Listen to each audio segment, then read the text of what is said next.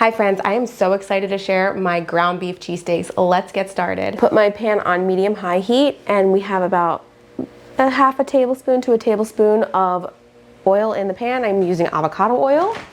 I have 3.5 pounds of ground beef here and I'm gonna use probably half of it for our cheesesteaks and half for some beefaroni tomorrow for my kids.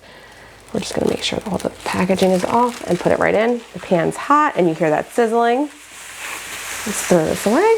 So another way I could really reuse this, two ways, is I could do my ground beef stroganoff, or I could have made this into meatballs, but I like to make sure that I'm buying a big package so this way I can prep once. I could even do a meat sauce. So I like to just push down the meat to make sure it's getting nice and caramelized. It's a lot of meat and we want caramelization. That Maillard reaction is gonna give it flavor. I'm gonna bump the heat up to 6, which is a little bit higher, and really get it to nicely sear on the bottom because that searing is flavor. And then we're gonna add some seasonings now, and these seasonings work for my cheesesteak as well as my beefaroni for the kids. Mac and beef, whatever you wanna call it. So I'm gonna go in with some kosher salt. I like to salt and pepper to taste, almost like a tablespoon of each, maybe a little more. Again, your preference. And then I go heavy on the garlic too, probably another tablespoon. So the 3 of those. I love garlic, salt, and pepper. Those are my most commonly used, and parsley. I'm gonna add some parsley as well, just a little bit of color. That's mostly for the beefaroni. If you don't want it in your cheesesteak, you can leave it out. So I will actually put that in now. Just like that little bit of color. And I feel like it does give a little bit of flavor. Let this sear now before I mash those seasonings in. I don't want it to boil, so that's why I have it on that higher heat. I'm gonna actually bump it up to 7 because I want it to really sear on that bottom of it. And I'll show you what I'm talking about. So if I was to move it now, it's probably like grayish on the bottom. Yeah, you can see that. See, there's not much of a browning here yet. I want that browning. So we're gonna put that back down and let that brown nicely. Now you can see we're getting some browning. That is some nice color there. I want a little bit more though, because again, browning is flavor.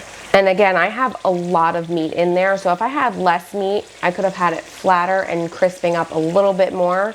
My cast iron pan, this is a Lodge pan. It's 12 inches. I should be okay with this amount of meat, but if you have more, I would use a bigger pan or just use less. I usually do about 3 pounds when I make this, but they had a big one today and I was like, might as well. So I'm just gonna start mashing it. We're about 6-ish minutes in. I wanted a little bit more color on here, but again, I have a lot of meat in here, so it's kind of hard to get that color with all this meat in here. And I'm just using a regular potato masher. I'm not scared I'm gonna hurt my pan because I'm using cast iron. I'm using a regular metal potato masher, but if you don't like using that in your cast iron, I don't know. I don't like using like nylon or any of those other ones. I prefer to use metal in my cast iron. We're not gonna be draining the fat out of this recipe. I need that fat for flavor. It's gonna reabsorb into the meat. I do drain it for things like my ground beef stroganoff, but that's completely optional. If you wanted to keep that in, you could. I'm just gonna clean up this little bit of meat I dropped on my counter, because yuck.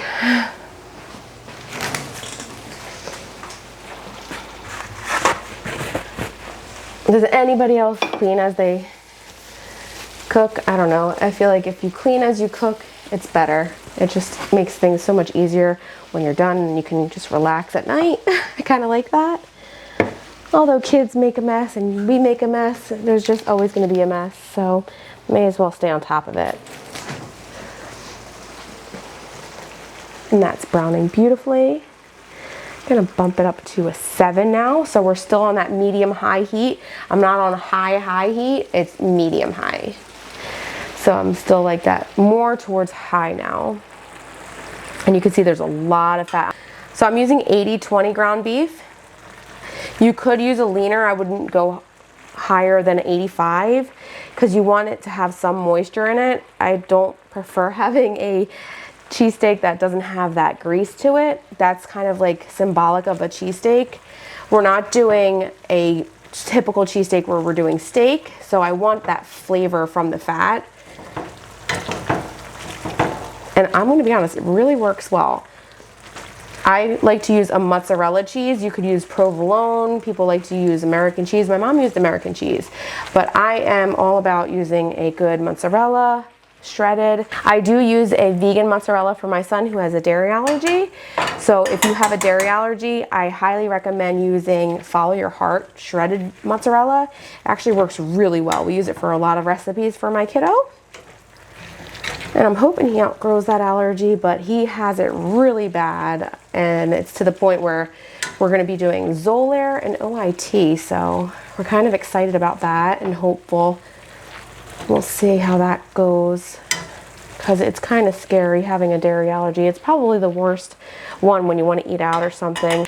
We are about 11 minutes in now, and I'm really letting it just cook at this point. I want it to be nice and browned. So I could have cooked this in half batch and then made the rest tomorrow, or even bought a smaller package. But I knew I wanted to make some beefaroni for the kids tomorrow because they absolutely love it. And I find that I'd rather cook once, and all I have to do is make the macaroni and take some sauce out of the freezer, and then the kids have a hot meal tomorrow, and I didn't have to dirty the pan again, especially because I'm making it the same exact way. They love this seasoned beef with everything. I usually just season it like that, not overly seasoned. I just have garlic, salt, and pepper. And if you're using taco seasoning, you're actually adding garlic, salt, and pepper. You just need cumin, oregano, paprika, onion powder, and what else is there? Chili powder. I think that's about it. I may be missing something, but I'm pretty sure that's it. Some people like to use cayenne for heat. We do not use that because we have 2 kiddos, but the chili powder has some heat from where I get it from. I get from, what is it, Rose Mountain Organic Herbs. I really like their seasonings. And if I don't get it from them, I get it from Frontier Co-op, which is another great seasoning company. It's looking good. I think it's ground enough that I can switch to my spoon. I'm just trying to brown it and really cook all that grease out now. So that's basically where we're at with this. It's looking great. There's no huge chunks. I think I could take this out and let this just continue cooking and absorbing all of that juicy grease liquid.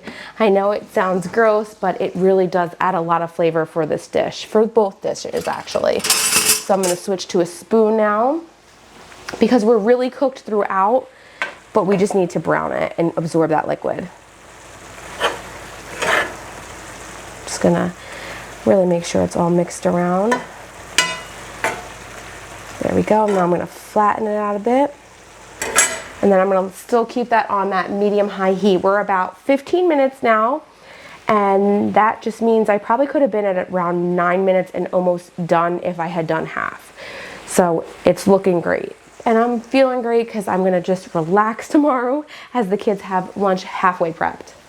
Now, if you wanted, this would probably make at least, I'm gonna say probably 6 to 8 cheesesteaks. So you could use this for cheesesteaks and it would make a huge batch.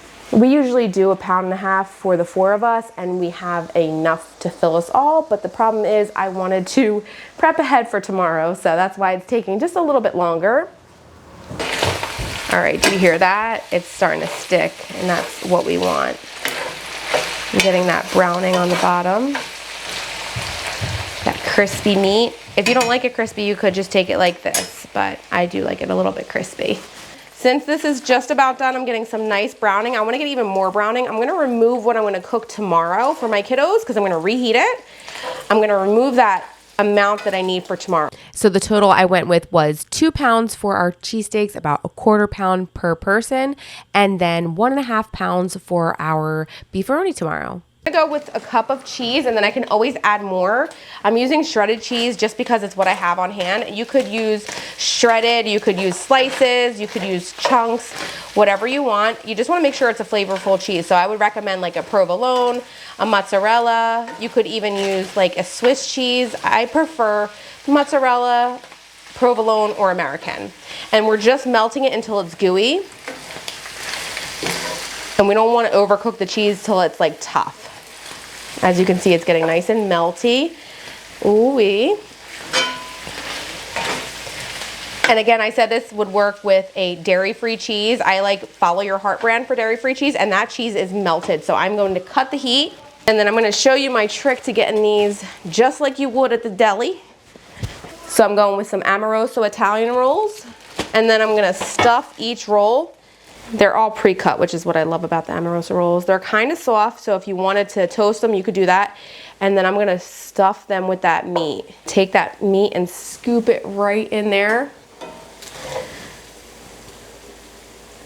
That is hot and delicious.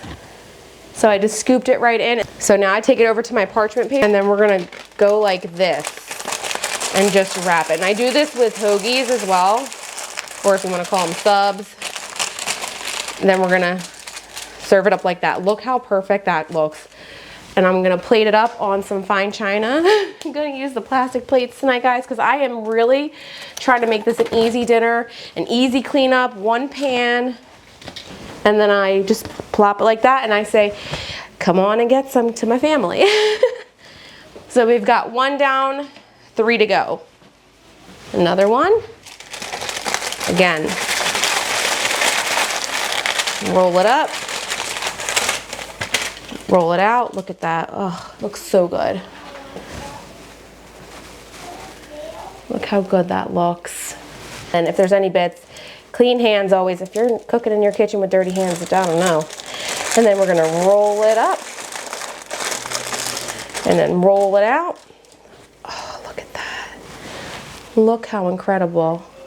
Oh, so good. And if you wanted, you could put peppers and onions in it. I'm not a peppers and onion cheesesteak girl, so my ground beef cheesesteaks, just cheese and ground beef with seasonings. Now, if somebody wanted another cheesesteak, I probably could scrounge up another one out of this. I'm gonna load this one for the photos because I take photos of all my recipes, so maybe we'll just use the rest of this. Oh, it's still a lot. Look at that. Oh my gosh. All right, I'm gonna cut mine in half.